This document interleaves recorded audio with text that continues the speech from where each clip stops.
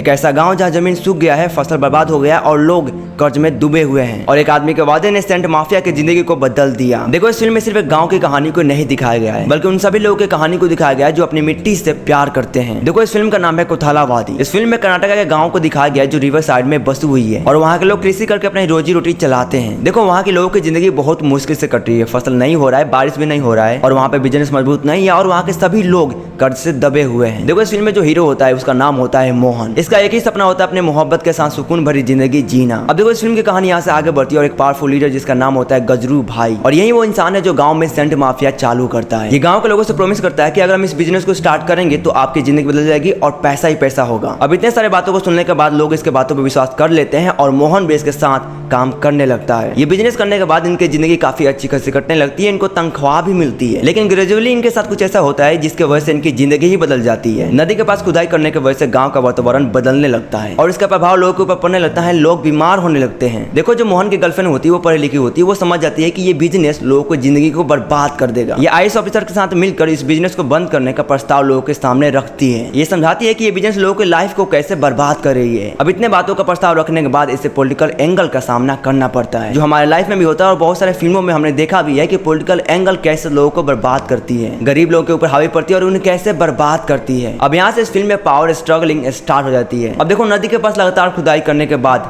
नदी का पानी सूखने लगता है, गांव में धूल मिट्टी बढ़ने लगता है और हेल्थ इशू स्टार्ट हो जाता है। मोहन समझ जाता है कि वो अपने गांव के लोगों के साथ बहुत ही बुरा किया है और ये भी इस बिजनेस को बंद कराने के लिए लड़ने लगता है। अब देखो कुछ लड़ाइयाँ होती है जिसमें लोगों के दर्द को दिखाया जाता है और कैसे पॉलिटिकल पार्टी लोगों के ऊपर दबाव डालती है। वो लोग गाँव के लोगों को पैसे देते हैं और उन्हें समझाते हैं कि हम लोग सब कुछ ठीक कर देंगे, बस तुम लोग खुदाई करना बंद मत करो, इस बिजनेस को स्टार्ट रखो। लेकिन गांव के लोग बच्चे और बूढ़े लोगों को मरते हुए देखकर बोलते हैं कि नहीं अब हमसे नहीं हो पाएगा, हम इस बिजनेस को हमेशा के लिए बंद कर देंगे। अब देखो सबसे बड़ी बात यह है कि फिल्म के एंड तक मोहन अपनी रिस्पॉन्सिबिलिटी को बरकरार रखता है। ये गुजारी बाबू के पावर को तोड़ता है और लोगों को समझाता है कि ये इंसान कितना घटिया इंसान है, कि ये इंसान चंद पैसों के लिए लोगों की जिंदगी कैसे बर्बाद कर दिया। अब यहाँ से लोग नेचुरल की इंपॉर्टेंस समझने लगते हैं। अब देखो यहाँ पे हमारा हीरो पावरफुल मैसेज देता है और गुजारी बाबू को माफ कर देता है कि ये सारी चीजें हमारी वजह से हुई है, गुजारी बाबू का इसमें कोई हाथ नहीं है। लोग समझ जाते हैं कि पहले जो हुआ वो हो गया, अब हम अपनी जिंदगी को फिर से स्टार्ट करेंगे जैसे हम पहले मिलजुल के जी रहे थे। देखो मेरे हिसाब से ये फिल्म पूरी दुनिया को एक इम्पैक्टफुल मैसेज देती है कि हमें नेचुरल चीजों को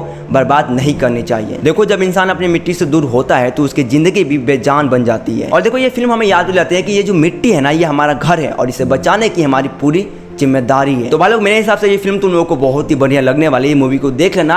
अब हम करते हैं अपने वीडियो का यहीं पे एंड। अगर आपको वीडियो पसंद आई हो तो वीडियो को लाइक कर देना और साथ ही साथ मेरे चैनल को भी सब्सक्राइब जरूर कर लेना, क्योंकि हम ऐसे ऐसे फिल्मों के बारे में अपडेट देते रहते हैं।